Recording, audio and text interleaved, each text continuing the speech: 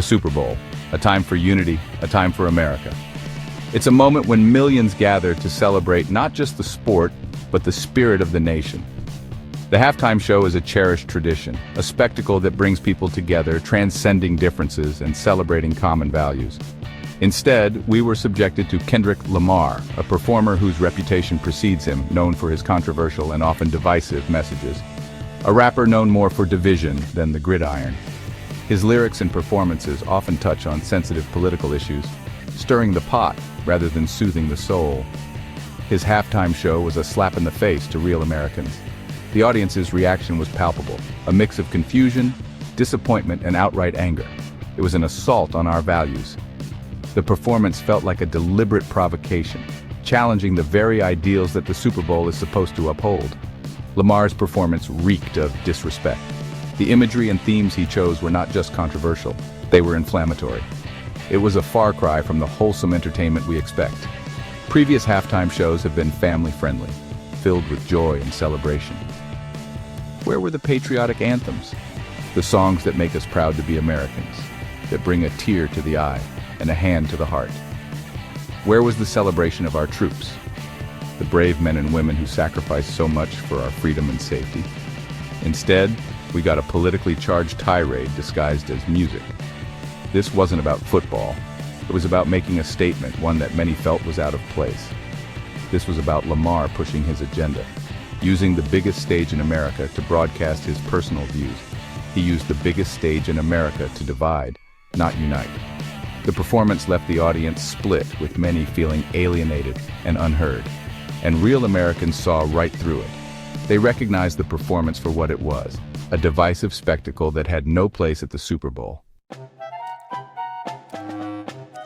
The stands told the story. The energy was palpable, but not in the way anyone had hoped. Across the stadium, faces were long. Disappointment filled the air. The excitement that usually electrifies the crowd was replaced by a heavy sense of disillusionment. This wasn't the Super Bowl halftime show they signed up for. Instead of joy and celebration, there was a collective sigh of frustration. This was an attack on their values. Social media erupted. Tweets and posts flooded in, each one more outraged than the last.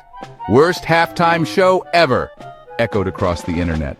The digital world was ablaze with criticism as fans voiced their discontent.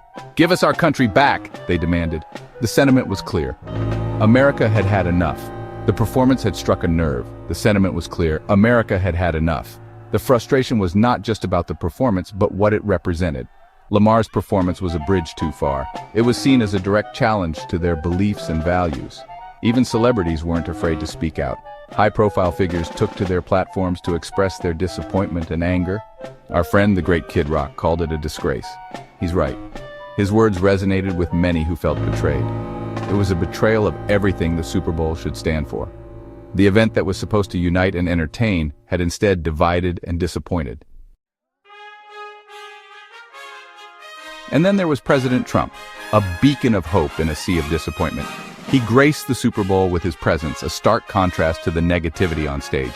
Trump represents strength. He represents American values. He wouldn't be caught dead peddling the divisive rhetoric that Lamar spewed, and the people felt that. His appearance was a reminder of better days, a reminder of what America can be when we embrace our values. It was a much-needed dose of patriotism on a night that sorely lacked it. The NFL dropped the ball.